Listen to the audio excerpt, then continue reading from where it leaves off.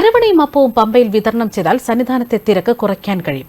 ശബരിമലയിലെ തിരക്ക് നിയന്ത്രിക്കാനുള്ള മാർഗങ്ങളുമായി മന്ത്രി കെ വി ഗണേഷ് കുമാർ രംഗത്തെത്തുകയാണ്. അരവണയും അപ്പവും പമ്പയിൽ വെച്ച് വിതരണം ചെയ്യണം. അരവണയും അപ്പവും 3 മാസം മുമ്പേ ഉണ്ടാക്കി വെക്കുന്നതാണ്.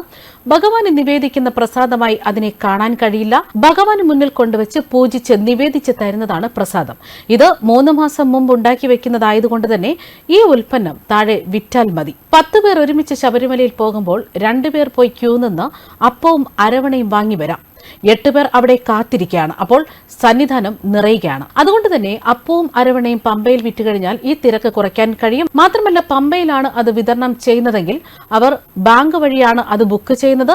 അങ്ങനെ പണമടച്ച് ബുക്ക് ചെയ്യുന്നവർക്ക് താഴെ നിന്ന് അത് വാങ്ങി പോകാമല്ലോ.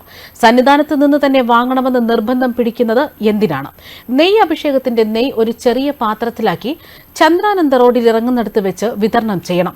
കൂപ്പണുള്ള എല്ലാവർക്കും ഒരു ടിൻ നെയ്യെടുക്കാം. ഇത് മറ്റുള്ളവരുടെ കാഴ്ചപ്പാടല്ല, ഒരു മനുഷ്യനെന്ന നിലയിൽ എന്റെ വ്യക്തിപരമായ കാഴ്ചപ്പാടാണ് എന്നാണ് അദ്ദേഹം കൂട്ടിച്ചേർത്തത്. നിയമസഭയിലും ഇതേ പ്രസംഗം അദ്ദേഹം നടത്തിയതാണ്. നെയ്യ് വാങ്ങാൻ ആളുകൾ സന്നിധാനത്ത് കാത്തു നിൽക്കുകയാണ്. സന്നിധാനത്ത് തൊഴുതു വേഗം ആളുകളെ ഇറക്കണം. തിരക്ക് കുറയ്ക്കാൻ വളരെ എളുപ്പമല്ലേ?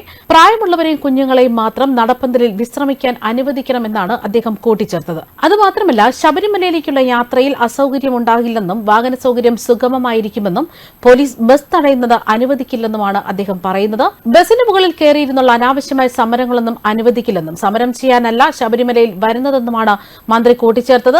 മകരവിളക്കിന് വാഹനത്തിന്റെ പേരിൽ ബുദ്ധിമുട്ടൊന്നും ഉണ്ടാകില്ല. പത്തനംതിട്ടയിൽ നിന്ന് ബസ് തടയാൻ പാടില്ല.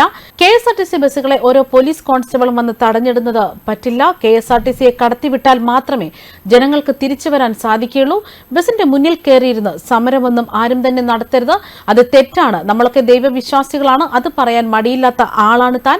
ഏറ്റവും കൂടുതൽ തവണ ശബരിമലയിൽ പോയിട്ടുള്ള ആളായിരിക്കും താൻ. ആദ്യകാലങ്ങളൊക്കെ എല്ലാ മാസവും ഞാൻ പോകുമായിരുന്നു. അന്ന് ഇതുപോലെ വെളിച്ചവും കോൺക്രീറ്റ് റോഡൊന്നുമില്ല. കോളേജിൽ പഠിക്കുന്ന കാലത്ത് തേക്കിന്റെ ഇലയ്ക്കകത്ത് മെഴുകുതിരി കത്തിച്ചു വെച്ച് തനിച്ചു പോയിട്ടുണ്ട് താൻ.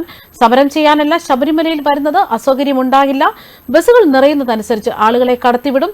വ്രതമെടുക്കുന്നത് മനോശുദ്ധിക്കും മനഃശക്തിക്കും വേണ്ടിയാണ്. ശരണം വിളിക്കുന്നതിന് പകരം ബസിന്റെ മുകളിൽ കയറിയിരുന്ന അസഭ്യമൊന്നും പറയാൻ പാടില്ല.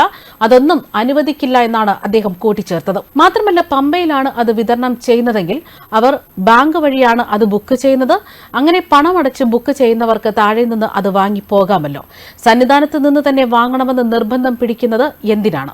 നെയ്യ് അഭിഷേകത്തിന്റെ നെയ്യ് ഒരു ചെറിയ പാത്രത്തിലാക്കി ചന്ദ്രാനന്ദ റോഡിൽ ഇറങ്ങുന്നിടത്ത് വെച്ച് വിതരണം ചെയ്യണം.